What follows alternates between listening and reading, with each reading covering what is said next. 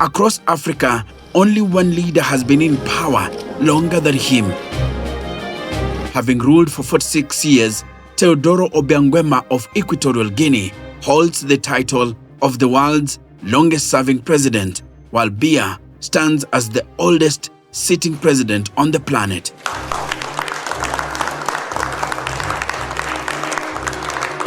Un problème régional, sinon continental. To understand the scale of his reign, consider this. Since Biya became president, he has met and shaken hands with every French leader, from François Mitterrand to Emmanuel Macron. Mitterrand governed France from 1981 to 1995, followed by Jacques Chirac, 1995 to 2007, Nicolas Sarkozy, 2007 to 2012, François Hollande, 2012 to 2017, and Emmanuel Macron, 2017 to present. That is 5 French presidents, all while one man has remained in charge in Yaoundé. The more you add up the age, the wiser you become. The more experienced you become. The more tolerant you become. The more logical even you become. That is why, if you notice all constitutions, I'm sure you've seen it, and all laws, have you ever seen a maximum age? I don't know. I think that's a little bit much.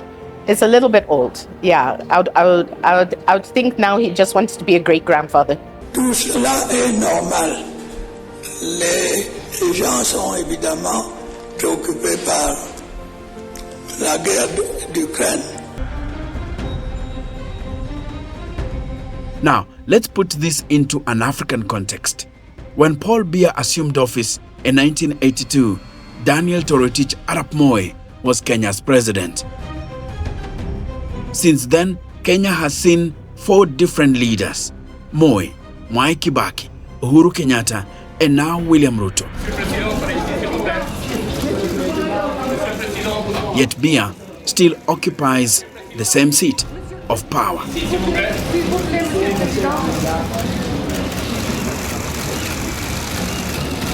So who is this man?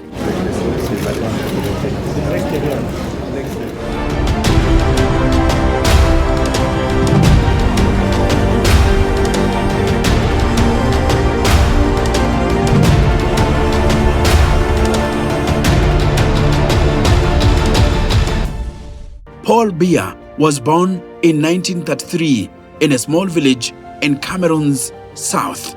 He rose through the ranks as a civil servant, studied in France, and became prime minister under Cameroon's founding president, Ahmadou Ahidjo.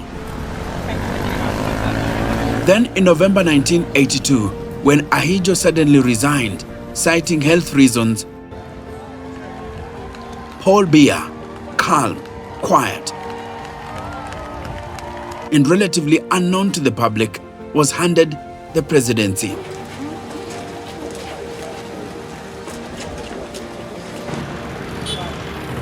For many, he was expected to be a transitional figure.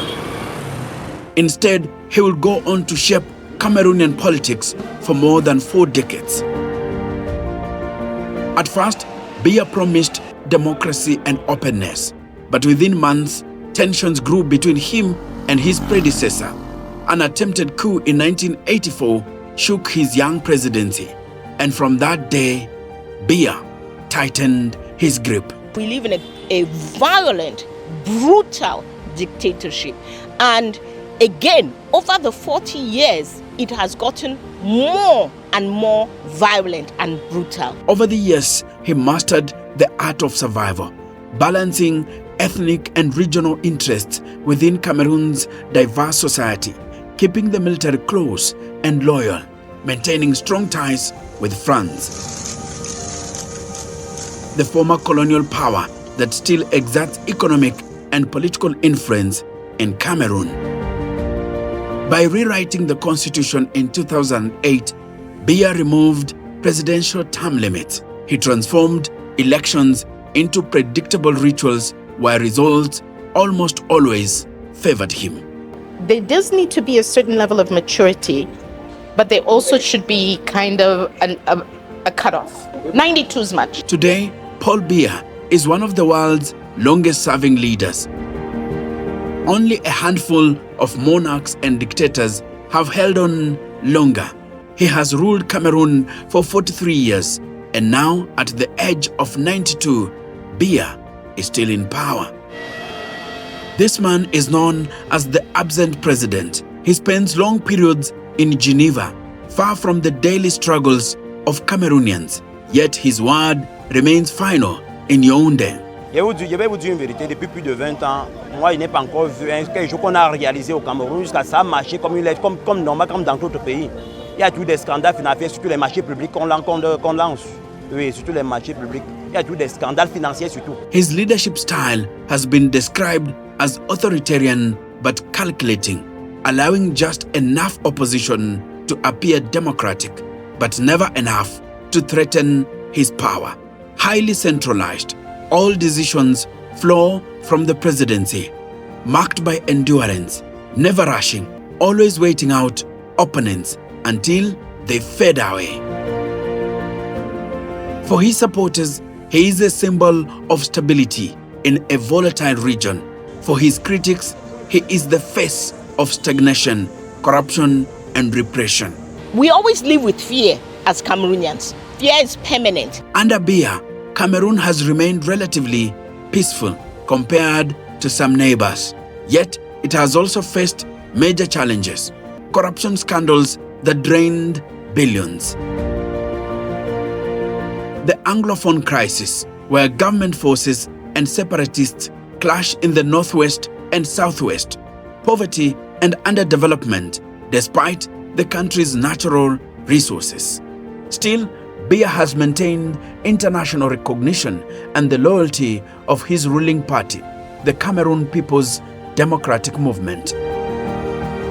Biya's reign is not only striking for its length, but for those he has outlasted. When he took power, the continent was still led by men like Mobutu Sese Seko of Zaire, now the Democratic Republic of Congo, who fell in 1997.